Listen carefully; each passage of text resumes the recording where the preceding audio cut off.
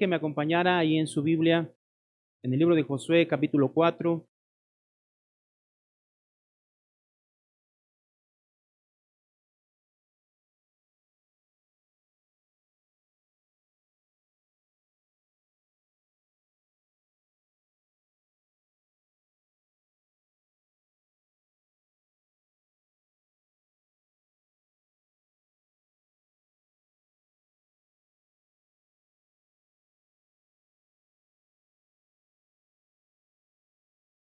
Del verso 21 al verso 24 vamos a darle lectura. Estamos meditando ya el libro de Josué, ya vamos en el capítulo 4.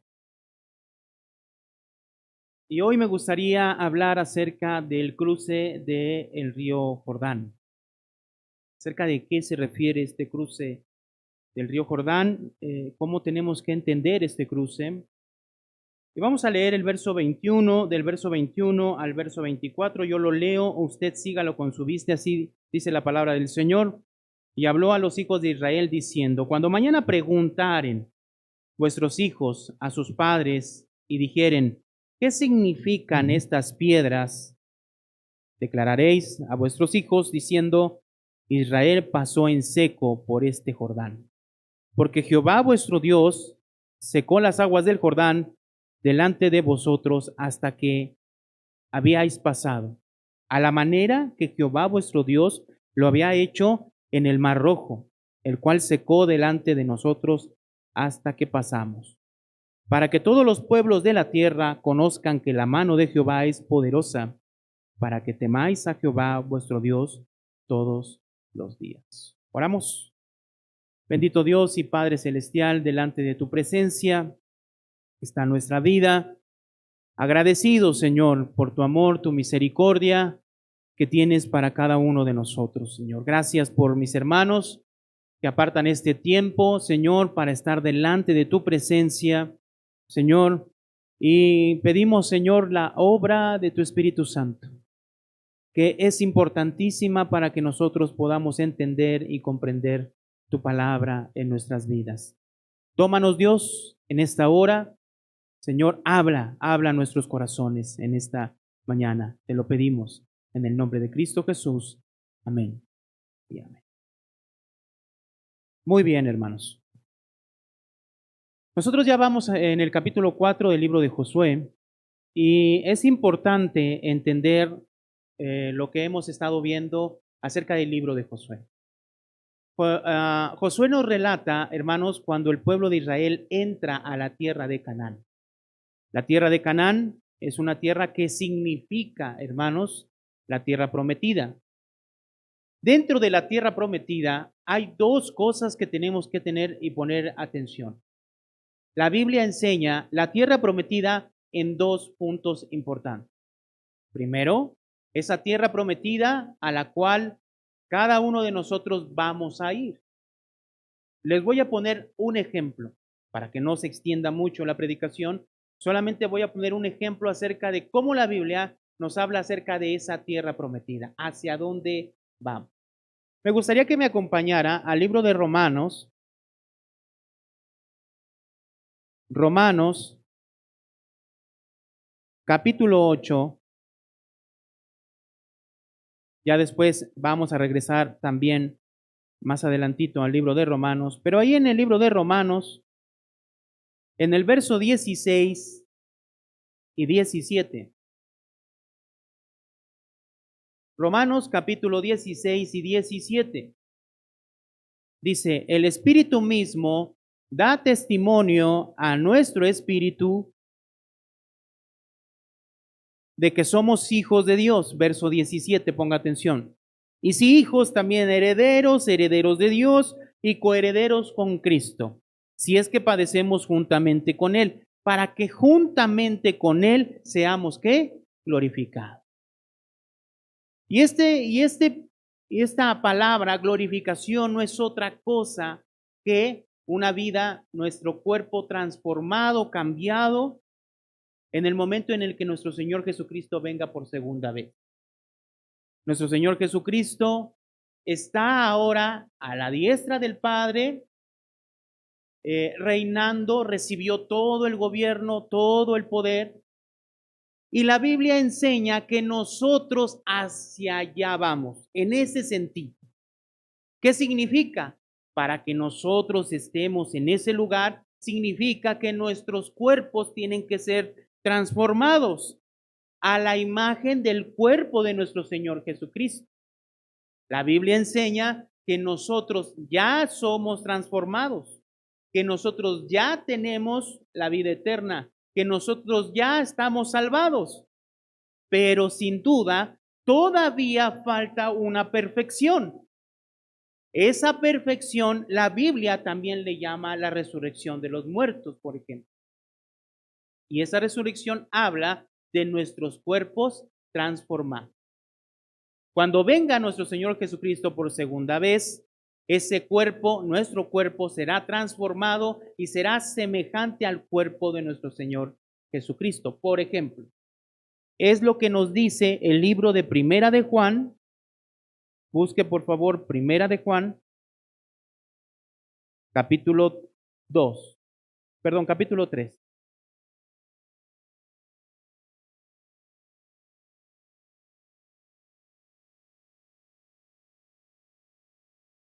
Dice Primera de Juan, capítulo 3, verso 2, amados, ahora somos hijos de Dios y aún, dice, no se ha manifestado lo que hemos de ser. ¿Ya somos o no hijos de Dios, hermanos? Sí, pero todavía no se ha manifestado lo que hemos de ser, o sea, la perfección. Pero sabemos que cuando Él se manifieste, ¿de quién está hablando? De nuestro Señor Jesucristo. Y cuando habla de manifestarse, se está refiriendo a su segunda venida. Seremos, dice, semejantes a Él, porque le veremos tal como Él es. Entonces, la Biblia enseña, hermanos, acerca de esa tierra prometida, de ese Canaán, en este aspecto. Es el cielo mismo. ¿Dónde está nuestro Señor Jesucristo? La Biblia enseña que ya estamos nosotros viviendo en los lugares celestiales, ya. Pero todavía falta la perfección, que es la glorificación de nuestros cuerpos. Hermanos, es hacia donde nosotros nos dirigimos. Es hacia donde nosotros vamos. Hacia allá vamos. Ya somos salvos, pero falta la perfección de nuestra salvación. Entonces, en ese sentido, podemos nosotros interpretar la tierra prometida a la que el pueblo de Israel iba. Pero también hay un segundo punto donde nosotros tenemos que enfocarnos. Sin duda, la vida de las personas que entraron a la tierra prometida y que iban a tomar posesión de la tierra, se encontraron con luchas, se encontraron con personas que estaban ahí, ciudades fortificadas, hermanos, guerreros, naciones guerreras, y tuvieron que entrar a conquistar, tuvieron que entrar a pelear, tuvieron que entrar a poseer la tierra. Por lo tanto, si nosotros vemos esta perspectiva, no pudiera encajar con la perspectiva del cielo mismo ya cuando todo sea perfecto. ¿Por qué? Porque cuando la Biblia enseña que estaremos ya de una manera perfecta con nuestro Señor Jesucristo, ahí ya no va a haber más llanto, ni más tristeza, ni más dolor. Estaremos con Él reinando en paz. Sin en cambio, cuando ellos entran a la tierra en el libro de Josué, se encuentran con guerra. Por lo tanto, ¿cómo tenemos que entenderlo? ¿En qué sentido tenemos que entender esto? Si nosotros vamos al libro de Levítico, hermanos, por favor, capítulo 18.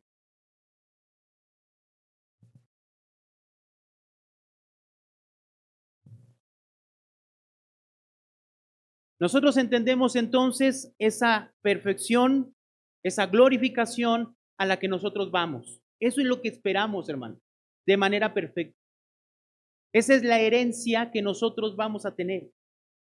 Somos, dice la palabra, coherederos con Cristo. Vamos a heredar lo que Cristo está heredando, ese reino. Vamos a reinar juntamente con Él. vamos a estar juntamente con Él al lado del Padre, en el trono del Padre, dice el libro de Apocalipsis. Eso todo es una referencia ¿a qué? A esa glorificación, transformación de nuestros cuerpos y estaremos plenamente de manera perfecta delante de su presencia. Pero en otro sentido, la Biblia enseña que Canaán es un lugar donde tenemos que ir a poseer la tierra. Y al poseer la tierra te encuentras con personas, con guerra, con batallas, con ciudades fortificadas, etc. En este sentido, el libro de Levítico, capítulo 18, verso 3 dice, Levítico se les está dando al pueblo de Israel antes en el monte Sinaí a unos 8 días de que llegaran a la tierra de Canaán. Cades, que fue donde llegaron ellos después de estar en el Sinaí, era un camino de 8 días solamente. Por lo tanto, este libro de Levítico era para que ellos pusieran en práctica estos mandamientos que se estaban dando en Levítico, en el monte Sinaí, para que los pudieran poner por obra en la tierra de Canaán. Entonces, dice el capítulo 18, verso 3, dice, no haréis como hacen en la tierra de Egipto, en la cual morasteis, ni haréis como hacen en la tierra de Canaán, a la cual yo os conduzco, ni andaréis, ¿qué? En sus estatutos. Lo que está diciendo aquí es que ellos salieron de Egipto, por lo tanto, la recomendación y la instrucción de Dios, el mandamiento de Dios, es que ellos no tienen que vivir como ellos vivían en Egipto, ni hacer lo que los egipcios hacían. Pero es interesante que pone a la par la tierra de Canaán. Mire lo que dice aquí, ni haréis como hacen en la tierra de Canaán, a la cual yo os conduzco, ni andaréis en sus estatutos. Por lo tanto, tanto Egipto como Canaán representan lo mismo. Y si representan lo mismo, entonces Egipto representa en la Biblia el mundo, de donde fueron sacados los israelitas y de donde nosotros también hemos salido, hemos sido rescatados. Por lo tanto, Egipto representa el mundo. Pero si Canaán, hermanos, si Canaán es lo mismo que Egipto, también está representando el mismo mundo. ¿Quién gobierna el mundo? Satanás, ¿verdad? Y a través de todo el capítulo 18 y en adelante nos vamos a dar cuenta que su forma de vida de estos dos pueblos era una forma de vida totalmente depravada. Por lo tanto, Egipto y Canaán representan lo mismo, representan el mundo. Por lo tanto, ¿de qué manera tenemos que entender la tierra de Canaán? Es una tierra donde hay lucha, donde hay guerra. Y entonces yo explicaba el día miércoles esto. Lo expliqué de una manera más detallada, así que usted puede ir a ver esta predicación a través de todas las redes sociales que tenemos. En realidad, Canaán también representa el mundo en el sentido de nosotros. Si hay una guerra, si hay una lucha, ¿dónde está esa lucha? En realidad, en nosotros. Ahora, ¿cómo es esto? ¿De qué manera lo tenemos que ver? Si nosotros entendemos de la siguiente manera, la manera sencilla, vamos a entenderlo de una manera sencilla. Tenemos 3 enemigos, nosotros. Esos 3 enemigos, en primer lugar, está Satanás. Es nuestro enemigo. Lo que quiere Satanás es destruirnos. Y lo que ocupa es el engaño, hermanos. Y lo que ocupa es la mentira. En el capítulo 8 del libro de Juan, enseña que Satanás es mentiroso y padre de mentira. Y en el libro de Apocalipsis, capítulo 12, dice que este Satanás engaña al mundo entero. Por lo tanto, la forma en que Satanás obra es a través del engaño y la mentira. Ese engaño y la mentira es a través de qué, hermano? Miren, quisiera que me acompañara a Primera de Juan. Vamos a buscar Primera de Juan capítulo 5, verso 19. Verso 19.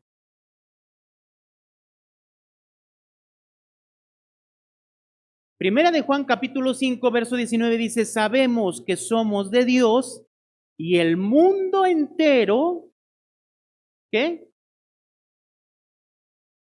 ¿Quién opera en el mundo? Satanás, dice. Está bajo, ¿sí? Habla de autoridad, habla que Satanás tiene bajo su dominio al mundo entero. Pero, recordemos, estamos pensando en Levítico, cuando dice que Egipto y Canaán son lo mismo, representan lo mismo. Y si Egipto representa el mundo, Canaán también representa el mundo. Pero no debemos de ver este mundo en el sentido de hacia allá afuera. No. ¿Por qué? Yo les decía el día miércoles, si lo vemos en el sentido de hacia allá afuera, nosotros no estamos llamados a ir allá afuera y sacar la espada y matar a toda la gente de allá del mundo, ¿o sí? No, al contrario, estamos llamados a amar a las personas del mundo. Por lo tanto, si no es eso, entonces, ¿en qué sentido tenemos que ver el mundo? Si el mundo está bajo el maligno, ¿cómo es que opera? Dijimos, a través del engaño y la mentira. ¿Cuál es el medio que utiliza para engañar? El mismo mundo, el sistema del mundo. ¿A qué me refiero? Aquí mismo en Primera de Juan, vamos a buscar el capítulo 2.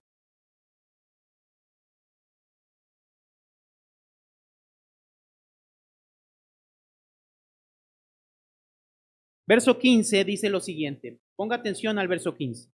Primera de Juan, capítulo 2, verso 15. Dice, no améis al mundo ni las cosas que están en el mundo. Si alguno ama al mundo, el amor del Padre no está en él.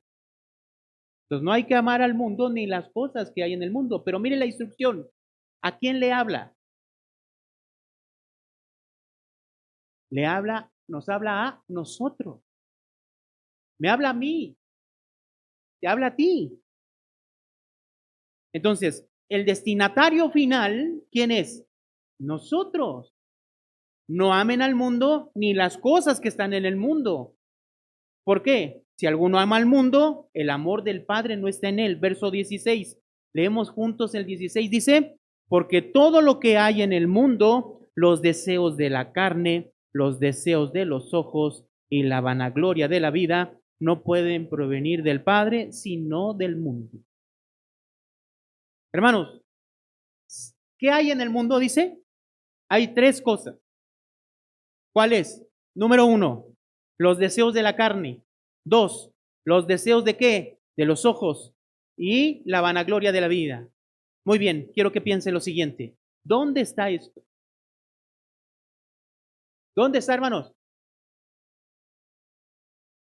En nosotros.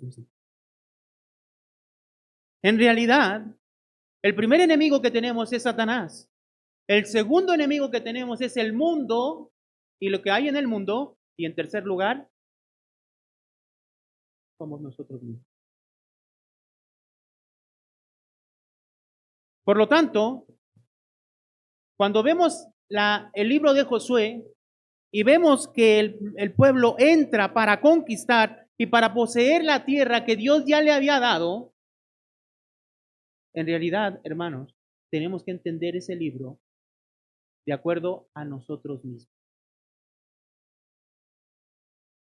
Nosotros tenemos que luchar, pero ¿contra quién? Contra nosotros mismos. Porque Satanás ocupa el mundo para llegar a nosotros, para satisfacer nuestros deseos, nuestra carne, los deseos de nuestros ojos y la vanagloria de la vida que hay en nosotros. Lo que nos enorgullece, de lo que nos sentimos tan orgullosos. ¿El mundo de qué se enorgullece? De tener posesiones, de ser mejor que el otro, de humillar a una persona, etcétera, etcétera, etcétera. ¿O no es así? La lucha es contra nosotros. Por lo tanto, tenemos que entender lo siguiente. La forma de vencer, dijimos nosotros el día miércoles, la forma de vencer es una forma muy sencilla. Dios les habla al pueblo y le dice la forma de vencer, la forma en que ellos iban a tener éxito en su empresa, en lo que iban a hacer en Canaán. ¿Qué iban a hacer? Conquistar. ¿Qué iban a hacer? Poseer esa tierra. ¿De qué manera? ¿Cómo lo iban a hacer? Una cosa muy sencilla. Josué, vamos a Josué, capítulo 1. Josué, capítulo 1, versos 7 y 8.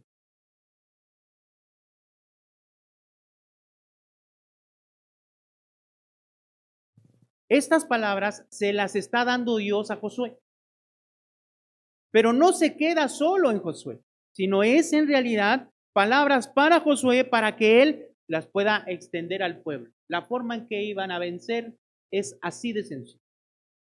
Verso 7 dice, solamente esfuérzate y sé muy valiente. Ahora ponga atención en qué.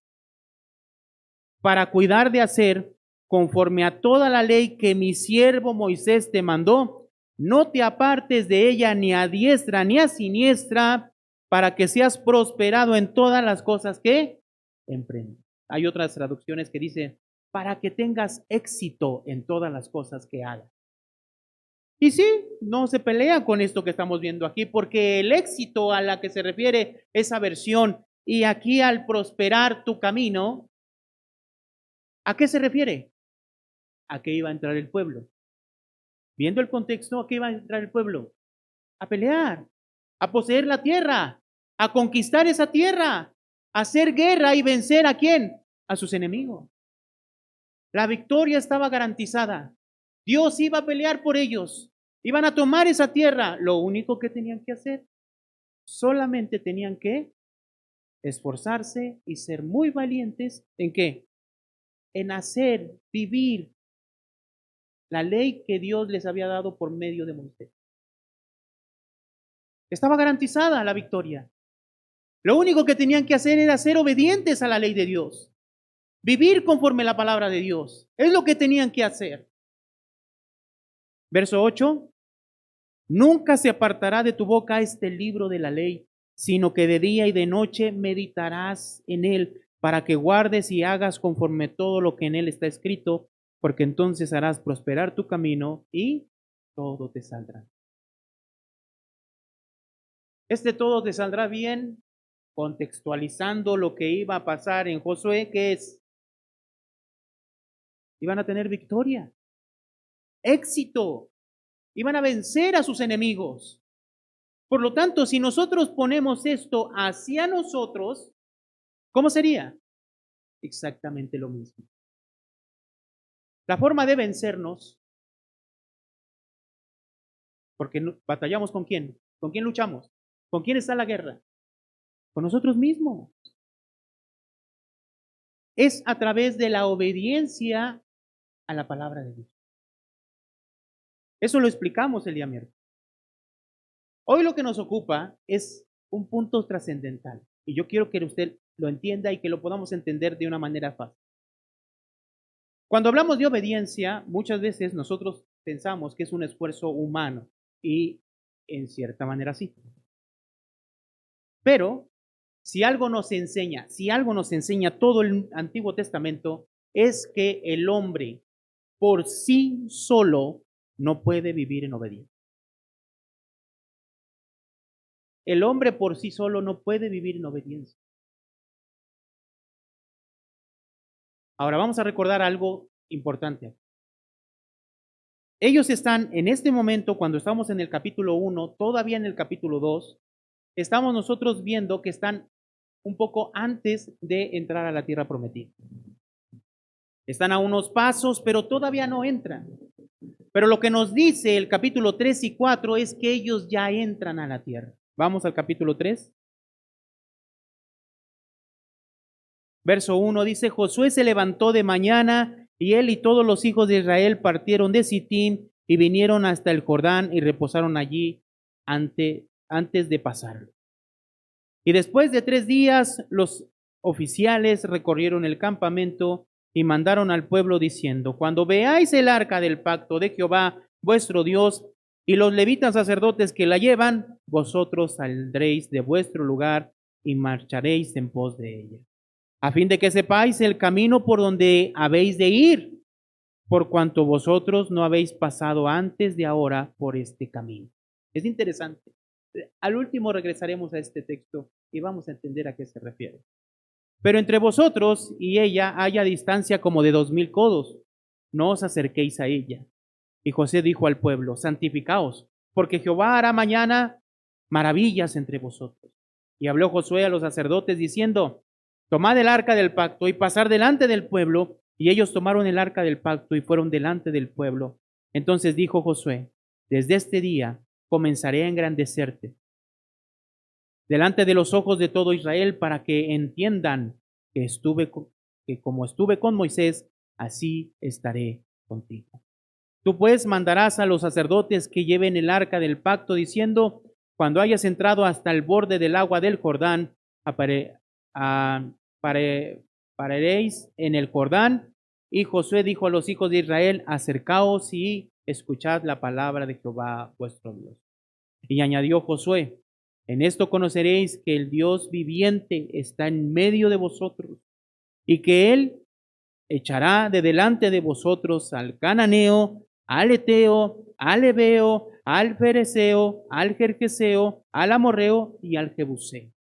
He aquí el arca del pacto del Señor de toda la tierra pasará delante de vosotros en medio del Jordán. Tomad pues ahora 12 hombres de la tribu de Israel, uno de cada tribu, y cuando las plantas de los pies de los sacerdotes que llevan el arca de Jehová, Señor de toda la tierra, se asiente en las aguas del Jordán, las aguas del Jordán se dividirán, porque las aguas que vienen de arriba se detendrán en un montón. Y aconteció cuando partió el pueblo de su tienda para pasar el Jordán, con los sacerdotes delante del pueblo, llevando el arca del pacto, cuando los que llevaban el arca entraron en el Jordán, y los pies de los sacerdotes que llevaban el arca fueron mojadas a la rodilla del agua, porque el Jordán suele desbordarse por todas sus orillas todo el tiempo de la siega.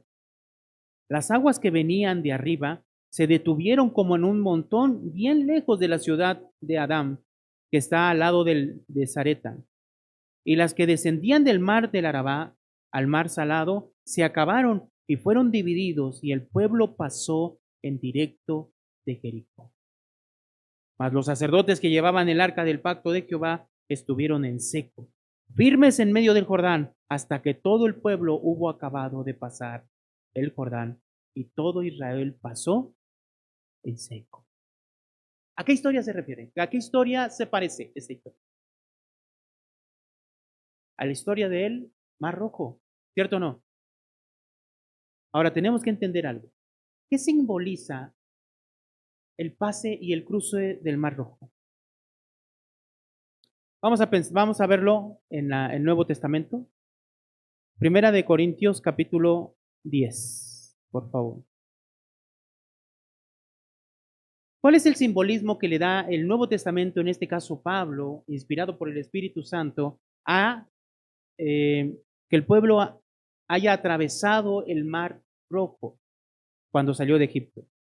Dice Primera de Corintios capítulo 10, verso 1, porque no quiero, hermanos, que ignoréis que nuestros padres todos estuvieron bajo la nube y todos pasaron el mar, y todos en Moisés fueron bautizados en la nube y en el mar. ¿A qué escena está haciendo alusión aquí? Cuando ellos salieron de Egipto y atravesaron el Mar Rojo.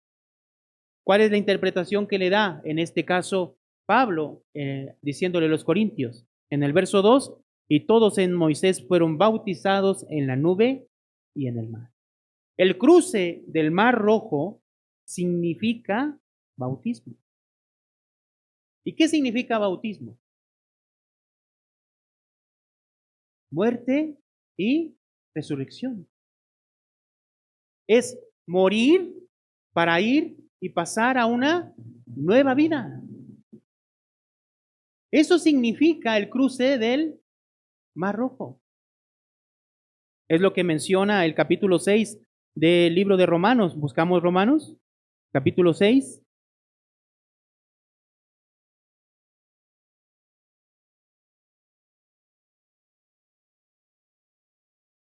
Dice el verso 12, en ninguna manera, porque los que hemos muerto al pecado, ¿cómo viviremos aún en él? Capítulo 6, 3 dice, ¿o no sabéis que todos los que hemos sido bautizados en Cristo Jesús, hemos sido bautizados en qué? En su muerte, porque somos sepultados juntamente con él para muerte con él por el bautismo, a fin de que como Cristo resucitó de los muertos por la gloria del Padre, así también nosotros andemos en qué? En vida nueva. Significa que el pueblo de Israel que salió de Egipto fue bautizado a través de las aguas del Mar Rojo. Y era en realidad esta escena, muriendo a su vida anterior para vivir una vida nueva. Pero ahora tenemos que nosotros recordar algo. Esa generación, primera generación que salió de Egipto y que atravesó el Mar Rojo, no quiso conquistar. En el capítulo 13 y 14 de Números, se niegan a conquistar por temor a las personas que estaban en ese país. Dicen que habían personas gigantes en ese lugar y que a su parecer eran como langostas. Y el pueblo se niega a entrar y pelear. Por lo tanto, Dios castiga a este pueblo y los hace vagar durante aproximadamente unos 40 años en el desierto para que esa generación muera y en medio de ese desierto levantar una nueva generación para que pueda entrar a esa tierra prometida. Esa segunda generación, que eran niños cuando salieron de Egipto, muchos de ellos, y que muchos de ellos nacieron en el desierto durante 40 años, esa generación es la que entra a la tierra y la que está atravesando el río Jordán. Ahora, podemos pensar que en realidad el cruce del Jordán, si el cruce del Mar Rojo era el bautismo, para estas personas también, ¿qué era? Podemos pensar que era el bautismo, ¿cierto? Pero aquí quiero hacer una precisión. Sí es cierto que es el bautismo, pero yo puedo imaginarme que este cruce del Jordán, de la manera que fue como en el Mar Rojo, simboliza el bautismo, pero el bautismo del Espíritu Santo. Debemos de recordar algo. Debemos de recordar que estas dos escenas, tanto la muerte, la crucifixión de nuestro Señor Jesucristo, su resurrección y su ascensión, como la venida del Espíritu Santo, son eventos unidos, que no pueden subsistir uno del otro, porque es la obra del Espíritu Santo de Dios la que hace la obra en nosotros para que nosotros podamos vivir acercándonos a Dios, buscando a Dios, el que nos convence de nuestra realidad, el que nos convence de la forma en que estamos viviendo. Cuando nuestro Señor Jesucristo vino, hermanos, y estuvo aquí en esta tierra, y fue anunciado por Juan el Bautista menciona algo importante. Y en los 4 evangelios viene. Miren, veamos lo que le dice, lo que dice en Marcos capítulo 1.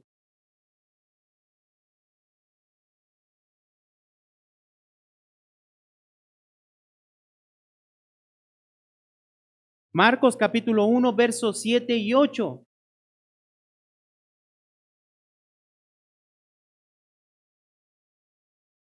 Verso 7 dice, y predicaba diciendo, viene tras de mí el que es más poderoso que yo, a quien no soy digno de desatar encorvado la correa de su calzado. Yo a la verdad os he bautizado con agua, pero él, ¿qué hermano? En realidad este cruce del Jordán, hermanos, donde ellos ya iban a entrar a esa tierra, este cruce del Jordán, hermanos, puede simbolizar y puede darnos a entender este bautismo del Espíritu Santo. ¿Qué significa esto? En realidad no significa otra cosa más que ese Espíritu Santo venga a nuestras vidas. Si nosotros vamos al libro de Hechos, Hechos capítulo 1, nuestro Señor Jesucristo aquí, ¿qué le dice a sus discípulos? Verso 5. Dice, porque Juan ciertamente bautizó con agua, mas vosotros seréis bautizados con el Espíritu Santo dentro de no muchos días. Es una escena importante. Es parte de nuestra salvación. Pero, al igual que ellos, cuando entraron y pasaron el Jordán, se iban a encontrar con luchas. De la misma manera, tenemos que entender, hermanos, que el Espíritu Santo de Dios, hermanos, es en realidad quien nos ayuda a nosotros para que podamos nosotros tener victoria delante de nuestros enemigos. Con esto les quiero decir que sin la obra del Espíritu Santo, usted no podría en absoluto, pero en absoluto, vencer el pecado. Vencer sus deseos, vencer sus pasiones, vencerse a usted mismo. No podría. Es a través de la obra del Espíritu Santo que podemos vencer la carne. No hay otra forma. ¿Cómo lo podremos ver? ¿Cómo podemos ver esto, hermano? En el libro de Romanos, capítulo 8, vamos una vez más.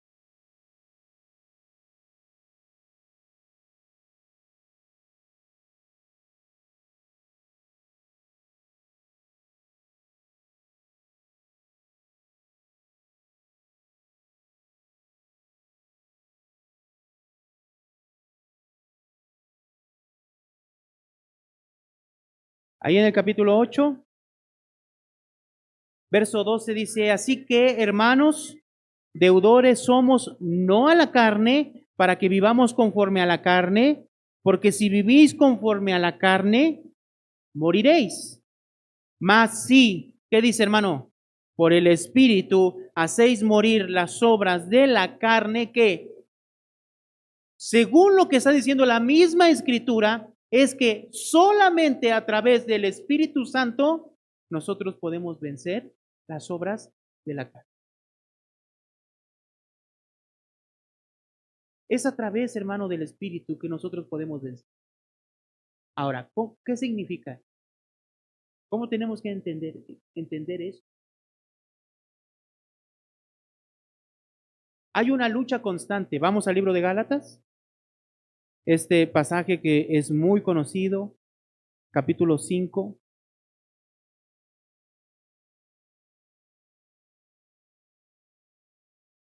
Gálatas, capítulo 5.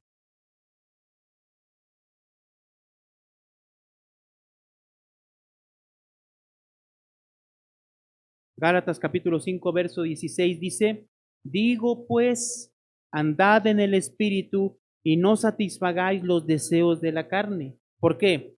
Porque el deseo de la carne es contra el Espíritu y el Espíritu es contra la carne. Y estos se oponen entre sí para que no hagáis lo que queréis. Entonces sí hay una lucha. Y entonces nosotros tenemos que entender que el entrar a la tierra prometida es luchar. Es luchar, hermano. ¿Esto qué significa? Que a través de la obra del Espíritu Santo en nosotros, es que nosotros podemos vencernos a nosotros mismos. ¿Del ataque de quién? De Satanás. ¿A través de qué? Del mundo que nos ataca, ¿qué? Nuestros deseos carnales, ataca nuestros ojos, lo que nos deslumbra, lo que nos hace ir tras esas cosas y la vanagloria de la vida, lo que nosotros valoramos y le damos valor, que se parece tanto a veces al mundo y que es un engaño. ¿Por qué? Porque todo se acaba, aunque sabemos que todo se termina, aunque sabemos que todo se corrompe, aunque sabemos que no dura, aunque sabemos que inclusive pueden robarnos las cosas, son cosas a las cuales vamos, luchamos, perseguimos todo el tiempo. Y por ellas somos capaces de dar hasta a veces nuestra propia vida. Pero ¿quién es el que trabaja para que nos demos cuenta de la realidad de las cosas? Es el Espíritu. Y entonces hay un fruto del Espíritu en nosotros, dice aquí el verso 22, dice, mas el fruto del Espíritu es amor, gozo, paz, paciencia, benignidad, fe, mansedumbre y templanza. Contra tales cosas no hay. Pero mire el verso 24. Pero los que son de Cristo han crucificado la carne con sus pasiones y deseos. O sea, han muerto a sus pasiones y deseos. ¿Esto a través de qué entonces? ¿A través de qué? Es del Espíritu, del fruto del Espíritu en nosotros. Este cruce del del río Jordán no es otra cosa que es el bautismo del Espíritu Santo en nosotros, que no es otra cosa que el Espíritu Santo obrando en nuestras vidas, convenciéndonos de quiénes somos, cómo somos. Nos lleva a reconocer, hermanos, primeramente, cómo está nuestra condición. Vamos a buscar el libro de Juan, búsquelo por favor, Evangelio de Juan.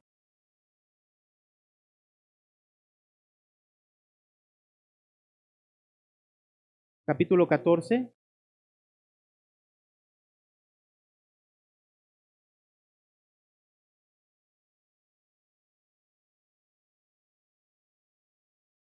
Verso 26 dice, mas el Consolador, el Espíritu Santo, a quien el Padre enviará en mi nombre, Él os enseñará todas las cosas y os recordará todo lo que yo os he dicho.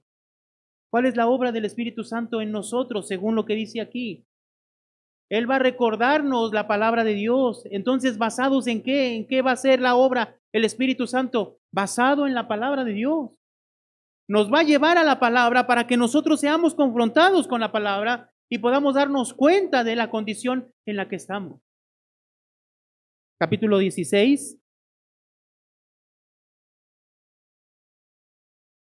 Verso 7 dice, pero yo os digo la verdad, os conviene que yo me vaya, porque si no me fuere, el Consolador no vendría a vosotros, mas si me fuere, os lo enviaré. Y cuando Él venga, convencerá al mundo de pecado, de justicia y de juicio. De pecado por cuanto no creíste en mí, de justicia por cuanto voy al Padre y no me veréis más, y de juicio por cuanto el príncipe de este mundo ha sido ya juzgado. Verso 13. Pero cuando venga el Espíritu de verdad, Él os guiará a toda la verdad. ¿Hacia dónde nos va a guiar? Hacia toda la verdad. Y la verdad en la Biblia se divide en dos. Por lo menos en todas las cartas juaninas, Juan, el Evangelio de Juan, primera, segunda y tercera de Juan, la verdad, Juan lo divide en dos.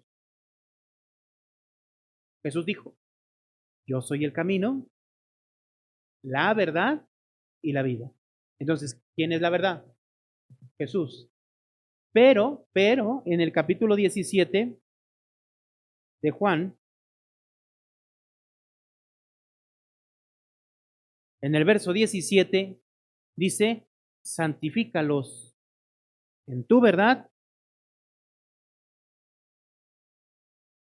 Entonces, la verdad es lo mismo, pero lo maneja de dos formas. Por un lado, la verdad es Cristo, nuestro Señor. Y por otro, es su palabra. ¿Hacia dónde nos va a guiar el Espíritu Santo, hermano? Hacia Jesús, hacia su palabra. ¿Para qué? Para que podamos vencer, ¿qué? Nuestra carne. Con el que batalla usted y yo todos los días. ¿O no es cierto, hermano? Esa es la obra que va a hacer el Espíritu Santo en nosotros. Ahora, no quiero terminar sin antes decirle lo siguiente. En la Biblia, hermanos, Hay una expresión que se repite en el libro de Apocalipsis, en el capítulo 2 y 3. Vamos, por favor, Apocalipsis.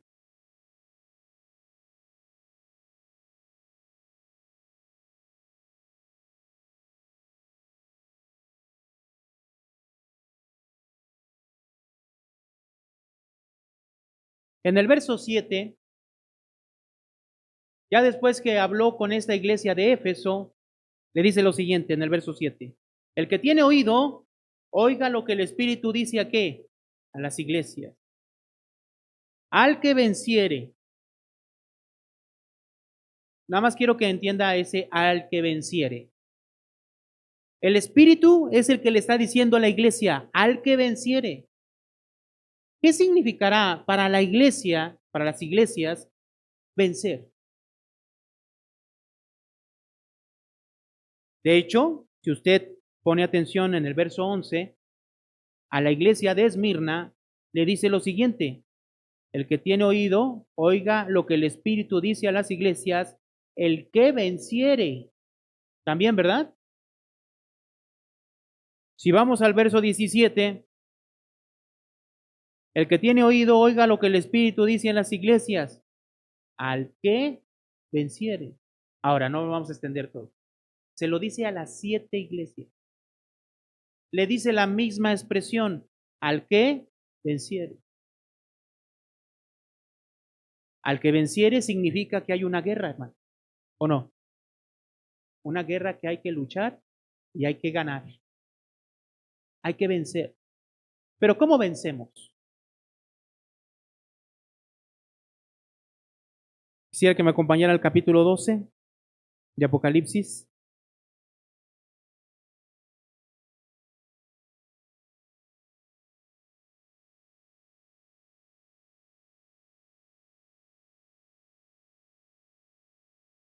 Dice el verso 11 está hablando acerca de la iglesia y dice, y ellos, ellos se está refiriendo a la iglesia, le han vencido por medio de qué? De la sangre del cordero y de la palabra del testimonio de ellos, y menospreciaron su vida, ¿qué? Hasta la muerte. ¿Hacia dónde nos lleva el Espíritu? ¿De qué manera trabaja en nosotros? Nos lleva hacia la verdad, dijimos, ¿no? ¿Y la verdad quién es? Cristo y su palabra. ¿Qué hizo Cristo por nosotros? Dio su vida por nosotros. ¿No, hermanos? Dice aquí que vencemos. ¿De qué manera vencemos? La iglesia, ¿de qué manera vence? Por medio de la sangre de Cristo y a través de la palabra del testimonio. Y esa palabra del testimonio dice que los llevó a menospreciar sus vidas hasta la muerte. ¿De qué manera vencemos? ¿De qué manera iban a vencer ellos en la tierra prometida? A través de la obediencia. ¿A qué? A la palabra de Dios. No hay otra forma de vencer, hermano. La Biblia dice en el libro de Efesios capítulo 6 que no tenemos lucha contra sangre y carne, sino contra ¿quiénes? Principados, potestades, gobernadores de las tinieblas. Hermanos, ¿usted los puede ver? Bueno, si los puede ver, entonces ya es un problema, ¿no? No vive en paz toda su vida. Qué bueno que no los podemos ver. Pero como no nos podemos ver, es imposible que ganes. Es imposible que venzas. No puedes, hermano. Si no estás con Dios, si no estás con Jesús, si no buscas a Dios, si no vives buscando su voluntad y vives en obediencia, no puedes vencer. No puedes vencerte a ti mismo, porque tú te darías permiso de todo. El libro de Jeremías dice claramente, hermanos, el corazón es engañoso y perverso. Nuestro corazón es eso. Si tú confías en tu corazón, dices, no, es que yo pienso que no es tan malo, ¿no? Es que yo pienso que no tiene nada de malo que yo haga esto. Es que yo pienso, si empiezas a hacer eso, ¿no? Y dice ahí el mismo texto, ¿quién lo conocerá? Dios, dice. El verso que sigue dice, yo conozco. Es Dios quien nos conoce. En el libro de Hebreos dice que la palabra de Dios es una espada de 2 filos que penetra hasta partir el alma y el espíritu y discierne, ¿qué, hermanos? los pensamientos y las intenciones del corazón. ¿De qué corazón y de qué pensamientos? De nosotros. Es la palabra la que nos deja ver cómo somos. Santiago dice que es un espejo en el cual nos podemos contemplar realmente como somos. Es la obra del Espíritu Santo y llevándonos a la palabra y a Cristo Jesús, quien hace que nosotros podamos vencernos. Pero terminamos con esto. Apocalipsis, capítulo 21.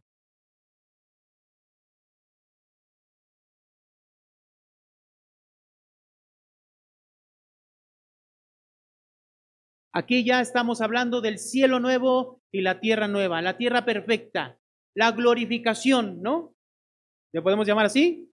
Transformados, estando en la presencia de nuestro Dios, Él morando con nosotros de manera perfecta, dice aquí el verso 7, el que venciere, ¿qué dice, hermanos? Heredará todas las cosas y yo seré su Dios y Él será mi hijo. ¿Quién entra a esa nuevo cielo y nueva tierra, hermanos? El que vence. Pero hay una recomendación en el verso que sigue. Verso 8. Pero los cobardes e incrédulos, los abominables y homicidas, los fornicarios y hechiceros, los idólatras y todos los mentirosos tendrán su parte en el lago que arde con fuego y azufre, que es la muerte segunda. Es interesante que el verso 8 comience con la palabra que contrasta con un vencedor. Un vencedor es aquel que lucha, valiente, ¿no lo podemos decir así? Un valiente que va y lucha. En nuestro caso, tenemos que ser valientes y esforzados en ¿qué? En vivir conforme a la palabra de Dios. Pero los cobardes, ¿qué es un cobarde? Alguien que no quiere luchar. Ese cobarde es un incrédulo, es decir, nunca ha creído. Nuestra vida está llena de lucha. Cierto que en ocasiones ganamos. Cierto que en ocasiones ganamos. ¿Por qué? Porque la realidad es de que nuestras vidas están a veces tan lejos de Dios y tan lejos de su palabra que ¿cómo podemos vencer? ¿Cómo? Es imposible. Por eso hoy es un desafío para nosotros. Este cruce del Jordán es la obra del Espíritu Santo en nosotros, para darnos fuerza, para ir al mundo que somos nosotros, que está en nosotros, y vencer esa carne, esos deseos de los ojos y esa vanagloria de la vida que hay. Para que un día lleguemos a esa glorificación y se nos diga, el que venciere heredará todas las cosas. Entonces, ¿qué somos? ¿Vencedores o cobardes?